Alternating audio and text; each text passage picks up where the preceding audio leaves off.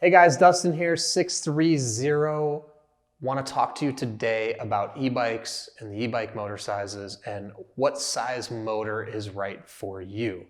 So there's different types of motors. I won't get too much into the specifics of all the different motor types today. I'll talk strictly about motor sizes, and then we can get into the actual types of motors in a different video.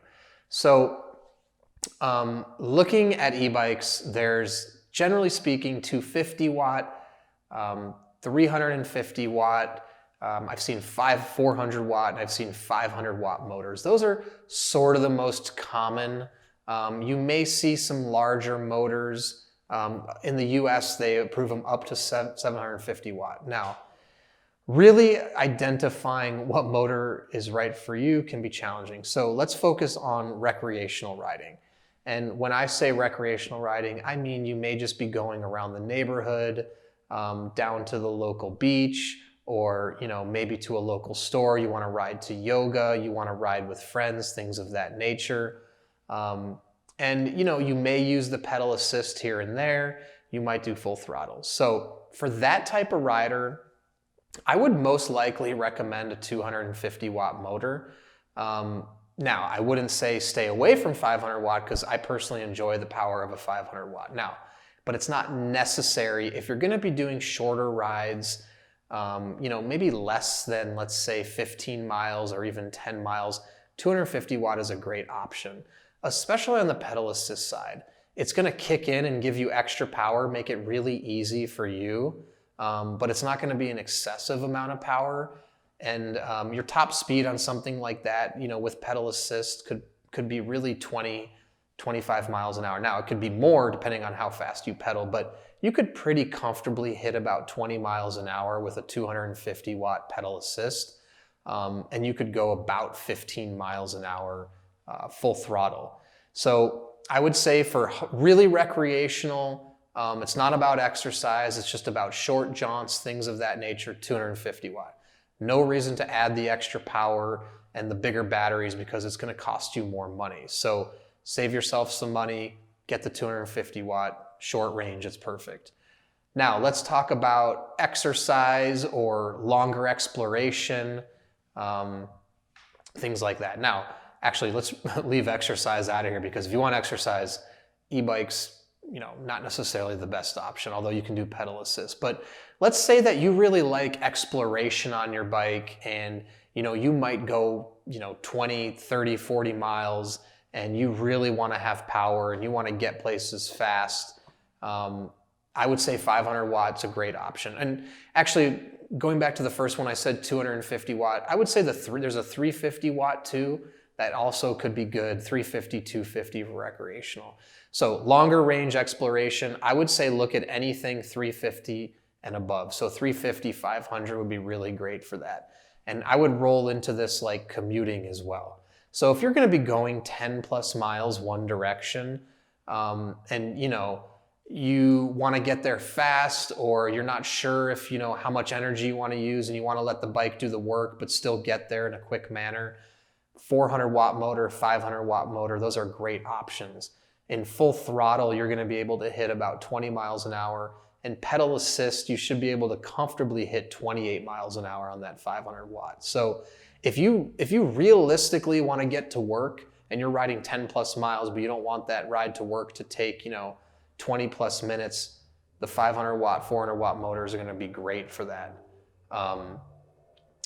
Going back to it, actually, if you're looking for exercise on an e-bike, I just kind of said that e-bikes wouldn't be a great option, but if you are looking for exercise, then I would say stick to a 250 watt motor.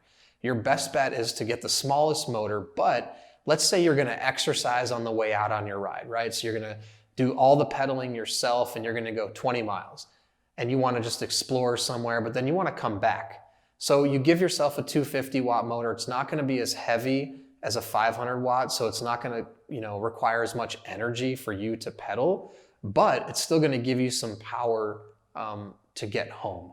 And it's going to make it easier for you because you already got your workout on the way there. You can relax on the way back. And so that's also pretty common for guys or women that do mountain biking, and they want to do the downhill aspect, but they don't want to do the uphill aspect. So they need a 500 watt motor or 750 watt motor mid-drive that's going to get them up that hill, and then they can let gravity take them down, then let the motor take them back up. So that kind of segues in that if you're going to be doing any sort of aggressive uphill mountain biking or any kind of off-roading, I would really recommend 500 watts and above. And specifically, I'd recommend a mid-drive motor. Those are going to provide a lot more torque. They're going to be able to get you up the hills quite a bit faster.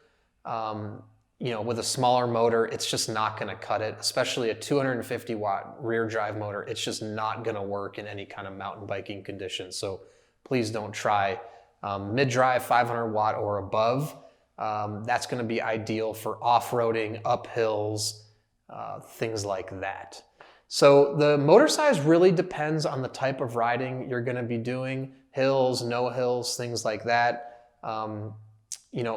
Last thing I'll say is if you're going to be doing something like college campus riding, and your classes are maybe 1 mile to 2 miles away, I would suggest that you really don't necessarily need a 500 watt motor, although it's going to get you there really fast. So if you have enough open road and you can go 20 miles an hour and you're not going to be on the sidewalk running into people, you can go on a bike lane and be safe, 500 watts is a good option. But if you're in a small campus and you're only going, like I said, 1 mile or 2, a 250 watt is enough.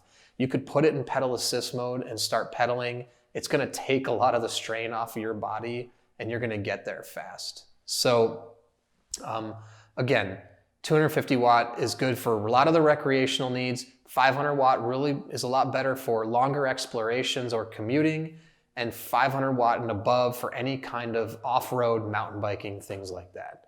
So check out our e-bikes. On the top nav, you can navigate to electric bikes and you can browse ours.